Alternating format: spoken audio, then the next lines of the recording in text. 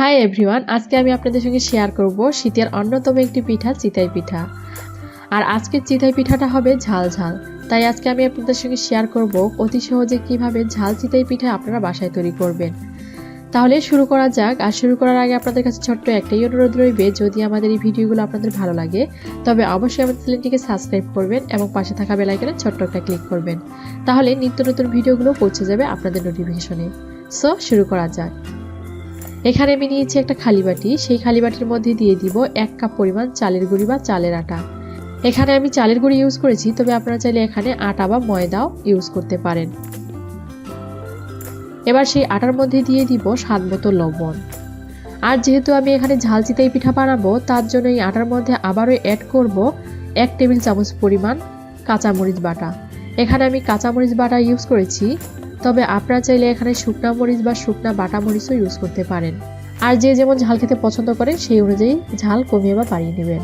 বাটা কাঁচামরিচ দেওয়ার পর তার মধ্যে অ্যাড করব কুসুম গরম পানি এবং সবগুলো উপকরণ একটা হ্যান্ড হুইস্ক দিয়ে মিক্স করে যাব। আর যেহেতু আমি চালের গুঁড়িটা অনেক শুকনো ইউজ করেছি, তাই আমি অনেক গরম পানি ইউজ করলাম। আর আমি এখানে শুকনা চালের গুঁড়ি ইউজ করেছি, তবে আপনারা চাইলে ভিজা চালের গুঁড়িও ইউজ করতে পারেন। ভালোভাবে সবগুলো উপকরণ মিক্স করার পর এটাকে আমি রেস্টে রেখে দিব। তার আগে আপনাদেরকে দেখাই ঠিক কীরকম থিকনেস হতে হবে এই চিতই পিঠার, সেটা আমি একটা চামচের সাহায্যে আপনাদেরকে তুলে দেখাচ্ছি। ঠিক এরকম থিকনেস হবে। আর আপনারা অবশ্যই দেখে বুঝতে পারতেছেন। আর চিতই পিঠার এই গোলানিটা এর চেয়ে বেশি পাতলাও করা যাবে না বা ঘনও করা যাবে না, ঠিক এরকম থিকনেস হতে হবে। আপনারা অবশ্যই দেখে বুঝতে পারতেছেন। আমি এটাকে রেস্টে রেখে দিব প্রায় আধা ঘন্টার জন্য। আর চিতই পিঠার এই গোলানিটা যদি আধা ঘন্টা আমি রাখি, তাহলে এই গোলানিটা অনেকটাই মজবে এবং চিতই পিঠাটা অনেক সুন্দর হবে। তাই আমি এভাবেই রেখে দিব আধা ঘন্টার জন্য। আধা ঘন্টা পর ফিরে আসলাম। এবার তার মধ্যে অ্যাড করব ধনেপাতা। এখানে আমি ধনেপাতা কুচি ইউজ করেছি, তবে আপনারা চাইলে এখানে ধনেপাতা কুচি ইউজ করতেও পারেন বা নাও করতে পারেন। আর আমি এই গোলাটা ঠান্ডা হওয়ার পর ধনেপাতা কুচি ইউজ করেছি, তবে আপনারা গরম অবস্থায় কিন্তু ধনেপাতা কুচি ইউজ করতে পারেন। সেই ক্ষেত্রে কি হবে, ধনেপাতা কুচিটা অনেকটাই চুপসে যাবে, তাই আমি গোলাটা ঠান্ডা করার পর ধনেপাতা কুচি ইউজ করেছি।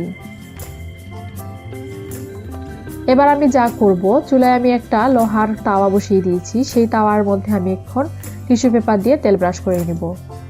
তেল ব্রাশ করা হয়ে গেলে বা তাওয়াটা অনেকটা হিট হয়ে গেলে সেই পর্যায়ে দিয়ে দিব সেই চিতই পিঠার গোলানিগুলো। চিতই পিঠার গোলানি দেওয়ার পর সঙ্গে সঙ্গে একটা ঢাকনা দিয়ে ঢেকে নিব। আর ঢাকনার যে ছিদ্র বা ফুটাটা আছে সেটা আমি টিস্যু পেপার দিয়ে বন্ধ করে নিয়েছি। এখানে আমি কাঁচের ঢাকনা ইউজ করেছি, তবে আপনারা যে কোনো মাটির ঢাকনা বা অন্য কোনো ঢাকনা ইউজ করতে পারেন। আর এই চিতই পিঠার গোলানি দেওয়ার সময় বারবার ঢাকনা তোলা বা উঠানামা করা যাবে না, নাহলে কিন্তু চিতই পিঠাটা ভালোভাবে হবে না। তাই একবারই ঢাকনা দিয়ে এবং হওয়ার সময় একবারই ঢাকনা তুলে নিতে হবে। আমি ঢাকনা তুলে নিলাম। আর দেখেন চিতই পিঠাটা কত সুন্দর হয়েছে আর কত সহজে চিতই পিঠাটা তোলা যাচ্ছে। দেখলেন তো কত সহজেই চিতই পিঠা তৈরি হয়। আর প্রথম 1-2 বার যদি চিতই পিঠা ভালো না হয় তাহলে কিন্তু ভয় পাবেন না, কয়েকবার দিলেই দেখবেন চিতই পিঠাটা অনেক সুন্দর হবে। আমি আবারও আরেকটা চিতই পিঠা তৈরি করে দেখাবো। আবারও সেই তাওয়ার মধ্যে তেল ব্রাশ করে নিলাম। নেওয়ার পর আবারও গোলানি দিয়ে দিব। গোলানিটা দেওয়ার পর আবারও ঢাকনা দিয়ে ঢেকে নিব। আর দেখেন এই চিতই পিঠাটা অনেক সুন্দর হয়েছে এবং অনেক সুন্দরভাবে ফুলে উঠেছে। এবার এই চিতই পিঠাটাকে তুলে নিব। আর আপনাদেরকে একটু কাছ থেকে দেখাই, দেখেন কত সুন্দরভাবে এই চিতই পিঠাটা হয়ে গেল। এভাবেই কিন্তু সবগুলো চিতই পিঠা আমি বানিয়ে নিব। সবগুলো চিতই পিঠা বানানো হয়ে গেছে, এবার আমি সার্ভ করব। আর দেখেন কিভাবে আমি সার্ভ করতেছি চিতই পিঠাগুলো।